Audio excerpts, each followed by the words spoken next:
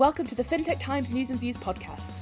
Established in 2016, the Fintech Times is a global multimedia news outlet centered around the world's first leading fintech newspaper. We report on the latest and brightest ideas from the fintech world.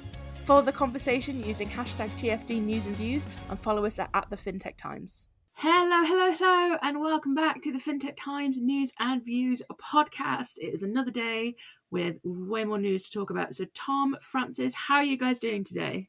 Doing very, very well. It's good to be back. I think we can all say we've been really enjoying the podcast, so it's nice for it to come around again. And just looking forward to what we've got in store today. We've got a nice a nice change up of topics today, based on or compared to what we've been looking at the last few weeks. So it should make for a good conversation. Yes, absolutely. As Francis has spilled the beans there, we have a little bit of a special episode today, almost kind of accidentally, but we're rolling with it. We're going to be talking about fraud and cybersecurity. Each of our articles this week are all around fraud in some way. So that'll make for some interesting conversations, I hope. But Tom, what is your article about this week? This week, I'm going to be covering how Revolut's card fraud has dropped by around 30% since it introduced its scam detection feature. Fantastic stuff. And Francis, how about you? I'm going to be discussing how the true levels of fraud aren't actually being shown right now, and the fraud that we have seen is only a fraction of what's really happening. Cool. And my article this week is about how biometrics are the UK's favourite security measure as desires for fraud protection increases. So this episode is either going to be like really good because we'll have a really cool conversation where we're like referencing all three of our articles and all of our other research and stuff, or it's going to be really bad because we're just going to say the same thing 3 times. So let's find out. Tom, why don't you go first? Absolutely. Well, I'm happy to kick off the fraud special, as you put it. And obviously we cover scams and fraud so often on the podcast. And as we know, a lot of consumers in the UK have fallen victim and probably will fall victim to in the future to scams that originate on meta platforms such as Facebook Marketplace, Instagram and WhatsApp. And basically this article is all about how the UK neobank Revolut has revealed that 33% of all money lost to scams did in fact originate on those platforms. And following this, it implemented a new advanced scam detection feature to detect authorized push payment scams in which criminals trick the user to get them to transfer money to the criminal's account. And Revolut introduced a new AI scam feature which uses machine learning to detect if a customer is being scammed in the hope of breaking the so-called spell of the scammer before they send their money to the criminal. So this new feature was built internally by Revolut's financial crime team, and the new feature can determine if there is a high likelihood that the customer is making a card payment as part of a scam, and if so, automatically decline the payment. This then protects the customer from performing other similar payments in the future, and they're then sent through a scam intervention flow in-app. During this phase, the customer will then need to provide additional information about a transaction to basically determine whether it was a scam or whether it's something that's been flagged up incorrectly. And one aspect that I really like about this feature is that consumers are then also shown specific scam educational stories to prompt them to think in depth before they make the payment, and again, think about those when they're looking to make similar payments in the future. Revolut will also redirect customers into a chat with one of their fraud specialists who can then ask them further questions to determine if they are being scammed. And basically the reason I'm bringing this to the table is because since the launch of this scam detection feature, Revolut has seen a 30% reduction in fraud losses resulting from card scams. Now, I mean, the story itself doesn't really have any negatives, but one sort of aspect that kind of came to mind for me is just the benefits that this type of innovation from challenger banks can offer. And to me, it definitely feels like challenger banks at this moment in time are a lot more in touch with what consumers want and need. And this type of feature is kind of proven to achieve both scam reduction and also help educate its users to try and stop them from falling for these types of scams in the future. So it's really understanding the importance of what we say, which is about fraud prevention, but also the importance of education. And they've seen the need for both of those aspects, and they've dived both like straight into both with this feature, and they're tackling 2 birds with 1 stone. And really, I just want to get your guys' take on, is this a take you agree with? Do you think that this type of innovation is the real shining point of challenger banks, or do you have another take on it? Polly, what do you think? Yeah, I think obviously this is a great solution that has seen results. To have 30% reduction in fraud losses is really great, and especially I think around this time of year, because we are seeing a lot more scammers now, like you say, like the app scams, authorized push payment scams, friendly fraud, things like that. Obviously, we just had Valentine's Day, so romance fraud is quite hot at the moment. I've seen a lot of articles about like romance fraud and how to avoid romance fraud, and even my own banking app has popped up quite a few times telling me about romance fraud and how to spot it and how to be careful with it.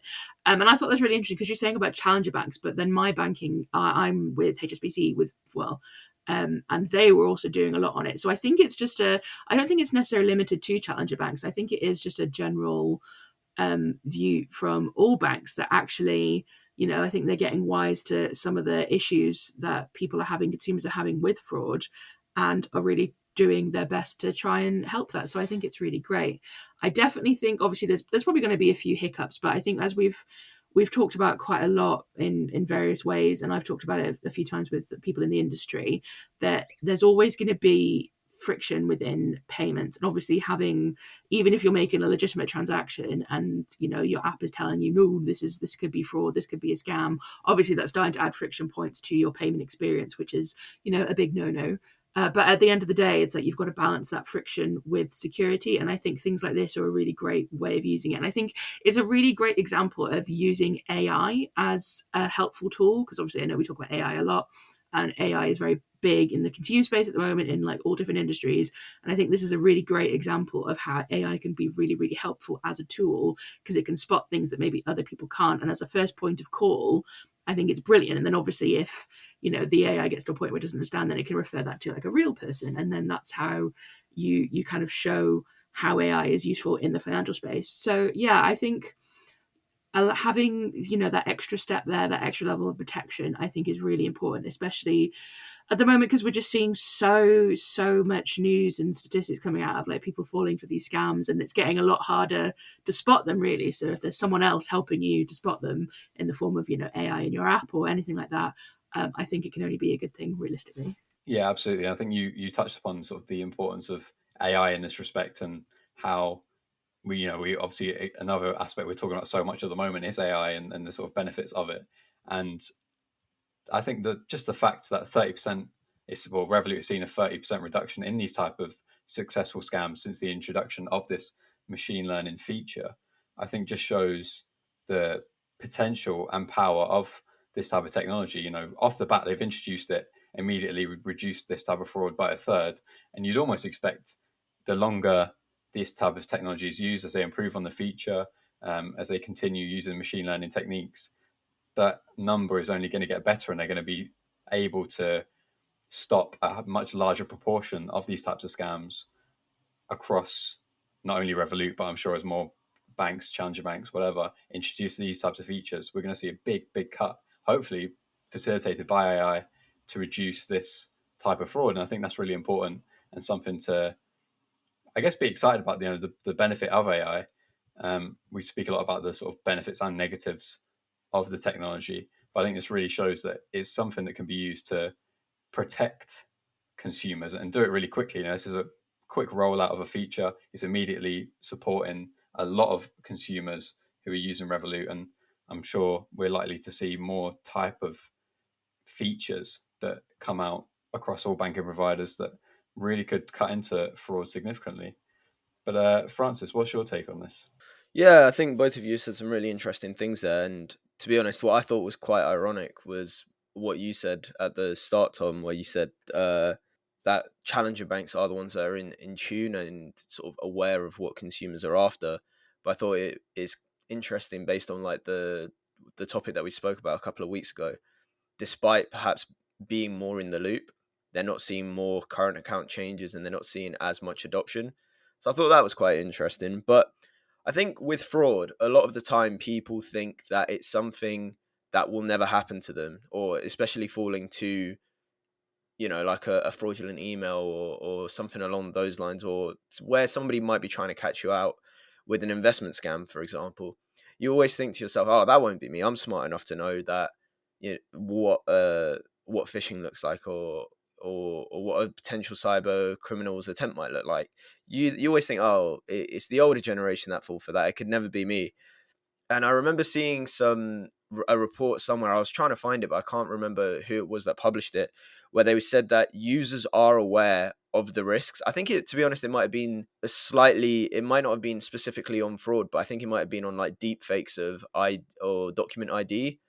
Users are aware that, using channels like Facebook, Instagram, messaging apps, WhatsApp, etc., that, cyber criminals can access these things, but they continue to do it anyway. And I think there's a level of ignorance there. So I think when your organization or your banking app is sort of stepping in and making sure that you're not going to fall for that, for the simple tricks that you just overlook because you think that you know better. Because at the end of the day, that is what humans do. Everyone would do that, I think, because, like I said, you just think it could never be me that falls for a scam. So I do think it is really good by Revolut, and the fact that, as you both have sort of noted, that there has been a 30% reduction in the fraud losses from card scams. I think that's a really good sign, and it's definitely something that you'd like to see other organizations sort of implement as well. No, absolutely. I think, like you said, there is clear innovation being shown by the challenger banks, and this is just a case of it will take time for them to garner the trust of the everyday consumers. We've spoken a lot about if people don't recognize the name or they're not quite as familiar with a certain brand, they're not going to get involved with it, regardless of the benefits that it is offering, because they haven't built up that level of trust yet. But I think this is definitely the right way to go about it, and I think something that you're going to sort of touch on in your article, Francis, is that the importance of cybersecurity for people now, and people are becoming more and more aware of the sort of benefits of fraud protections. And that's just a way to immediately garner trust, is with these types of features that are going to protect people from scams, whether they're ignorant to them on these platforms or not. But with that in mind, I guess that'll be a good segue to go into your article. Yeah, awesome. Cheers. So, yeah, as you sort of alluded to, this is the article that I wanted to discuss today.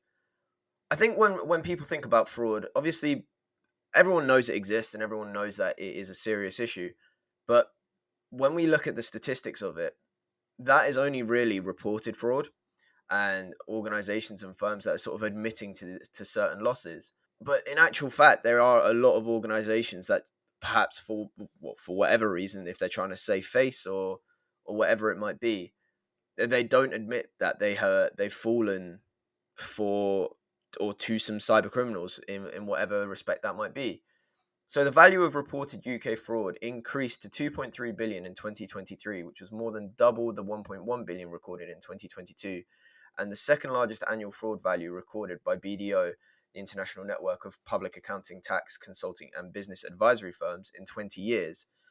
And while these stats display a worrying trend, the true level of fraud is likely to be higher still, as many organizations choose not to report all of the fraud they experience for various reasons. So in the latest report, it found that fewer than 1 in 7 fraud offences are reported to the police.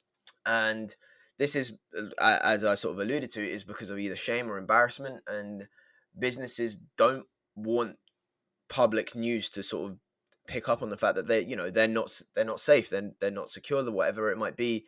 People are going to lose faith in an organization that has been exposed. So for that reason, a lot of the time they don't admit to their losses. And a large part of for these increased losses, or for the fact that they're not admitting to them, is just for the sheer amount of scams that we're seeing nowadays. So there's been a huge increase in online scams, phishing, system breaches, and huge spikes in authorized push payment transactions, where fraudsters trick the unwary into transferring money to them. And it's really sort of interesting to me, at least, to think of, despite the fact that we always see these cybersecurity companies sort of claiming that they're helping, and we see firms saying, oh, we've just partnered with X, Y, and Z to ensure that we keep our payment rails safe, and consumers don't need to worry when they're with us.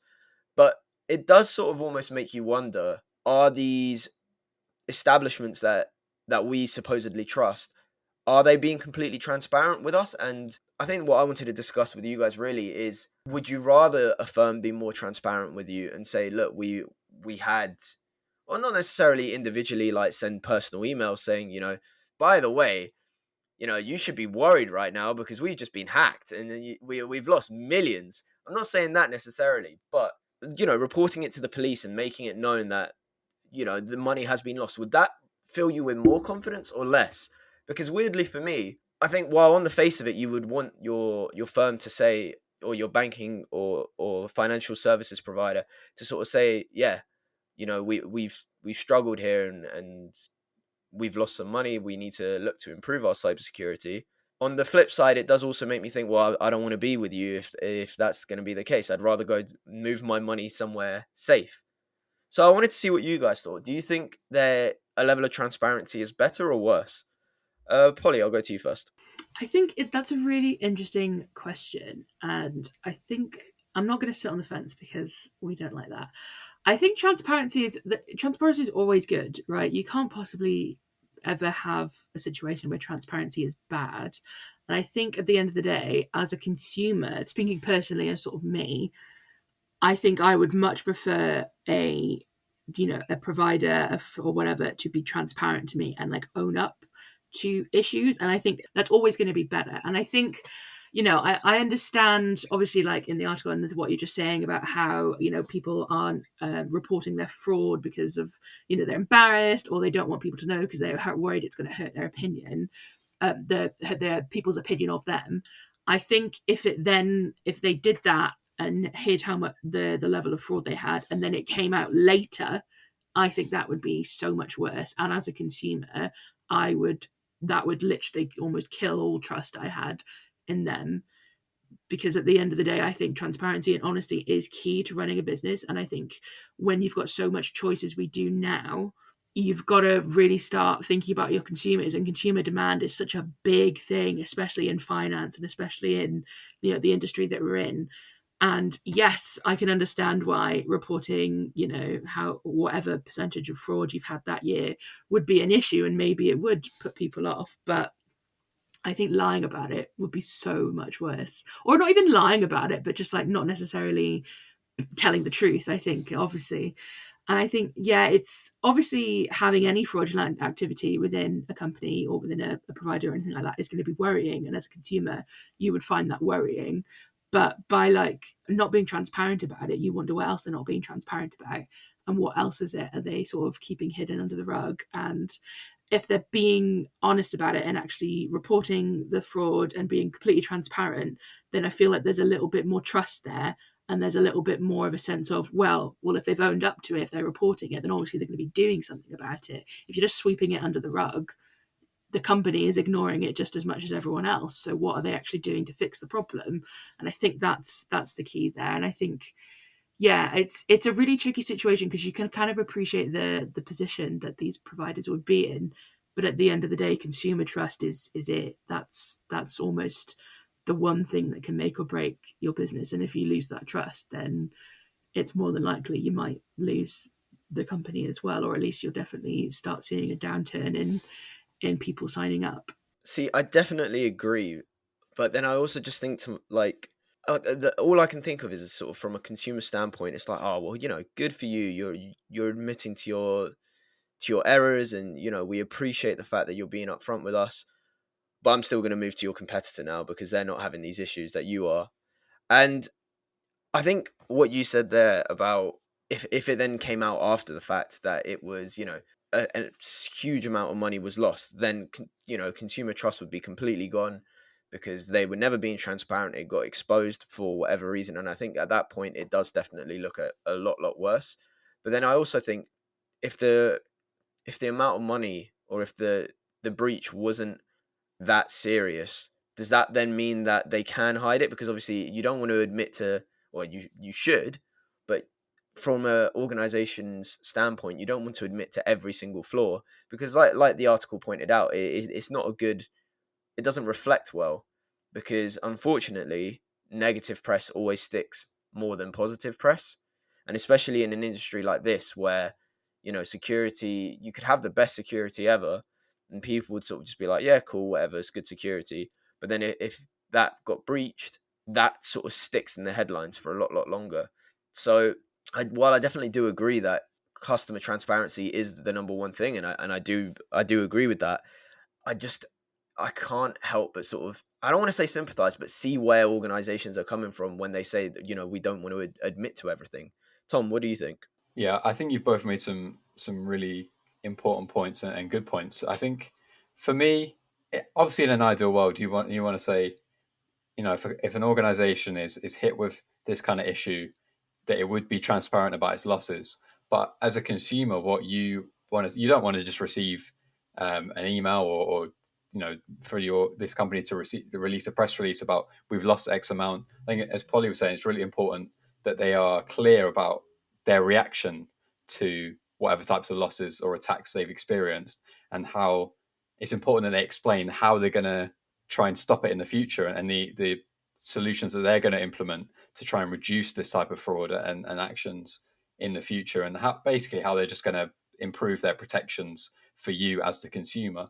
So I think that's the only way that firms can really be transparent about the attacks they've experienced, and also, one, continue the trust between them and the consumer, but also maybe even build trust. Because if the consumer thinks, well, I've been fine, actually, my personal finances or whatever have been fine up until this point, and now after this attack, they're introducing more protections for me. If anything, that might increase your trust and think, well, actually, I'm going to be better off from this point onwards than I was before. And that might leave consumers to decide to stay with that organization, whatever it might be, in financial services. So I think really it's just the main thing for me, and I'm sure for most people, is it's not about whether they're transparent or not, because obviously you want them to be completely transparent about what's happening in the organization that you're trusting with your money, your data, whatever. But you want to know exactly what they're doing to react to those losses, and assuming they are putting the effort in to increase your protections, then I'd think that that's, generally speaking, only a positive thing that will reflect well on the company. Yeah, I think you're definitely right. And I don't know if you both will agree with this, but I think it's better almost to take a proactive rather than a responsive approach, in the sense that you don't want to see, because like you both have said, is that it's the companies, how they're saying, well, this is what we're doing to ensure this doesn't happen again. But at that point, there's already been a loss, so it's trying to get ahead and stay a step ahead. And that is what we always see in the cybersecurity landscape, and sort of just the entire ecosystem, really, is that we always see that, oh, we are making sure that we are staying 2 steps ahead. And I think it will be interesting to see how when the big names, because inevitably it will happen at some point, but when the big names are in the firing line, to see if they choose to be more transparent and sort of, like you both have said, sort of saying, this is what's happened, but this is how we're responding to it, or if they just try and, like Polly said, brush it under the rug. But it'll be an interesting space to keep an eye on for sure. And yeah, lastly, we'll go to you, Polly. Brilliant, thank you. So moving slightly to biometrics now. So FICO, an analytics company, has published a new report titled Fraud, Identity and Digital Banking Consumer Survey 2023 in the United Kingdom, basically looking to uncover British consumers' attitudes towards fraud and cybersecurity measures. And I just thought it was a really interesting look, because according to the report, it found that 68% of the respondents preferred to use fingerprints, and biometrics were a top choice for security measures. And I find really interesting, because I feel like a few years ago, and as it says in the article, biometrics was such an unknown when it comes to providing security within finances. I feel like we've had biometrics in certain situations, and I always tell the story about how I used to pay for my school dinners with my finger, because that's how they used to do it, so dinner cards. But I just thought that was really interesting that biometrics are now a pretty big choice for security measures when it comes to finance. And the research shows from FICO that 54% of people believe that fingerprint scans provide essential protection, with 52% ranking face scans and 49% ranking iris scans. And again, this was really interesting to me, because I have still yet to come across like a face scan or an iris scan, unless of course we're talking about like Apple like Face ID. What do they call it? That's the only thing I could think of that I have ever used like sort of a face scan for. I've never actually encountered any biometrics other than Face ID with Apple in the world. So I'd be interested to see if you guys have. We'll get to that in a minute.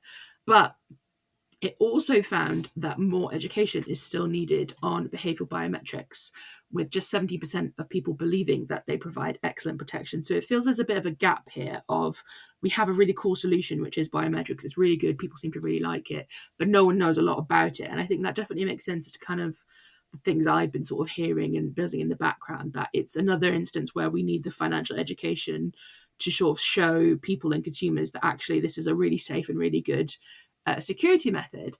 But yeah, I thought that would be really interesting to talk about today, because obviously, as we've already been talking about with fraud and how an issue it is, and also when it comes to consumers, how kind of hot consumers are on fraud and security now, especially when they're signing up and onboarding for new situations. So I just wanted to kind of throw it to you guys, and what do you guys think about, you know, the use of biometrics? Have you ever used biometrics? Have you ever encountered them as you are going about your financial lives? And do you think that we're going to see them become more and more prevalent in the space as we go over the years? Francis, I'll go to you first.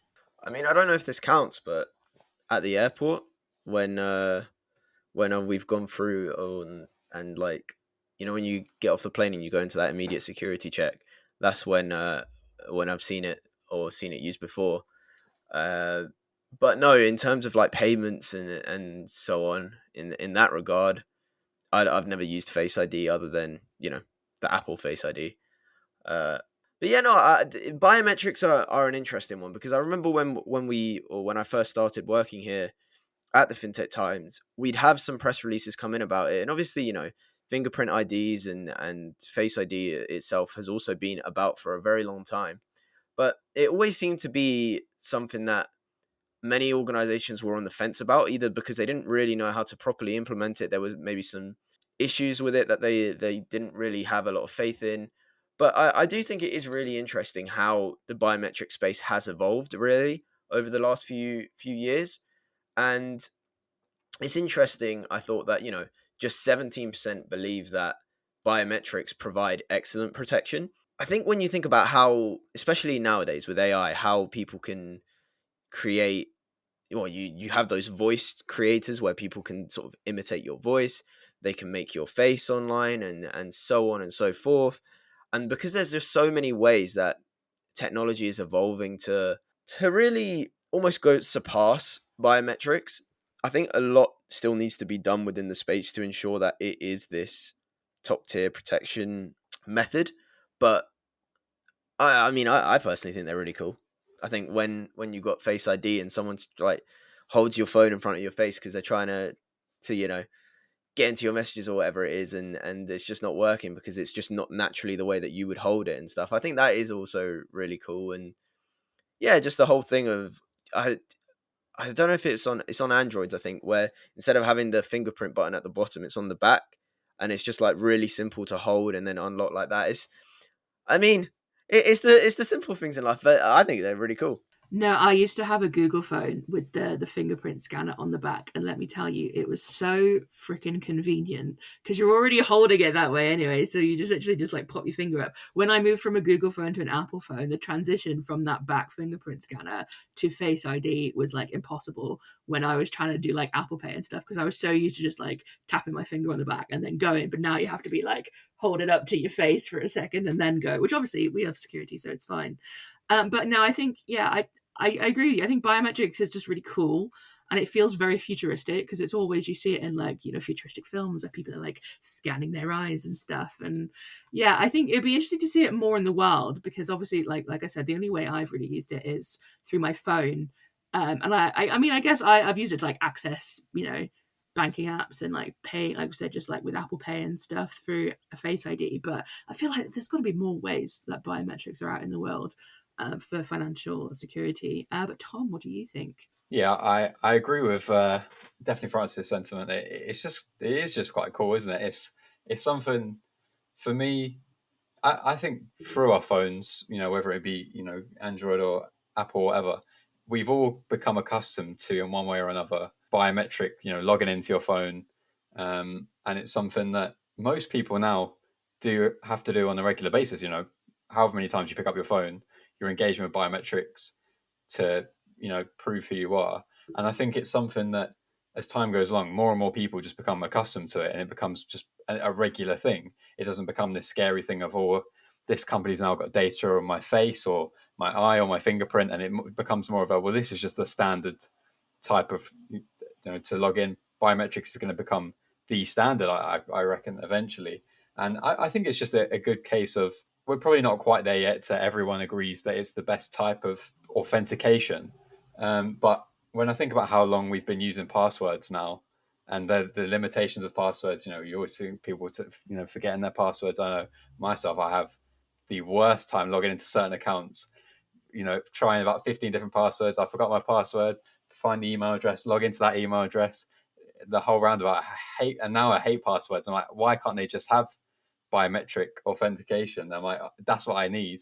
But obviously not everyone agrees the same. I'm sure it's not necessarily the easiest process to implement for companies that are very easy to have a password page. You put your username and password in.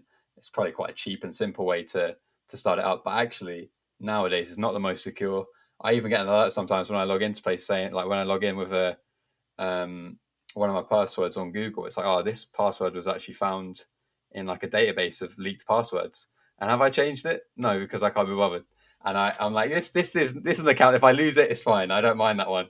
But really, it's just a case of biometrics is safer. I know, as Francis mentioned, it's a case of a lot of AI and deep faking and things has even made that space it's possible for people to steal that information. But it's definitely more difficult than stealing your password or your password being on a database, according to Google. And I think it's just a case of, you just need to be aware of the benefits of biometrics, and in that case, I think people will be much happier to adopt it in the future. You know what? Google tells me all the time that my password has been found in like a breach report, and have I changed it? Absolutely not. I'm with you there. It's effort, isn't it? And it's like, how it's fine. I've got 1,000 passwords. One of them they can have. It's cool. Don't worry about it. But no, I completely agree with you guys. And I wonder if what we'll see in the next few years is a bit more biometrics. Like I say, it is just so convenient.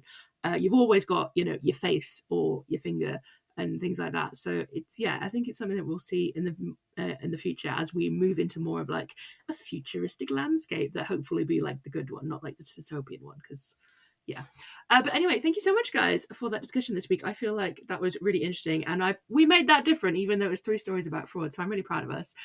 If you liked anything you heard about today, head on over to thefintechtimes.com, where you can leave plenty more news and insights on there, not just about fraud, about pretty much everything fintech. But anyway, let's do what I learned this week. So each week, so much new news and information crosses our desks at the Fintech Times that we thought it would be fun to share that with our listeners. So Francis, what have you learned this week? So, on the topic of carbon emissions and sort of the climate crisis, NatWest and Kogo have removed the complexity for organizations to disclose their carbon emissions and in turn sort of reveal how they can better improve it, as the partnership has resulted in a toolkit being released, which I think has been really, really successful and a really good idea. Awesome. And Tom, what have you learned this week? This week, I learned that last year, UK SMBs lost around £2.8 billion to hidden international banking fees, according to new research released by Wise. Fantastic. And what I learned this week is that Fintech Wales has announced a new CEO, Sarah Kochanski. I've probably completely butchered that, so I do apologise. And I just thought that was really fun because, as we know, I love anything to do with Wales. And also she is becoming the CEO from the 1st of March, which is St. David's Day, which is what a cute little thing. I love that so much. But anyway, thank you so much, guys, for joining me once again this week. It has been a pleasure to talk about fraud specifically with you and fintech, obviously. But thank you so much, and I'll catch you on the next one. See you guys next week. See you guys then. Thanks for listening to the Fintech Times News and Views podcast. Don't miss next week's episode and continue the conversation using #TFT News and Views and follow us at the Fintech Times.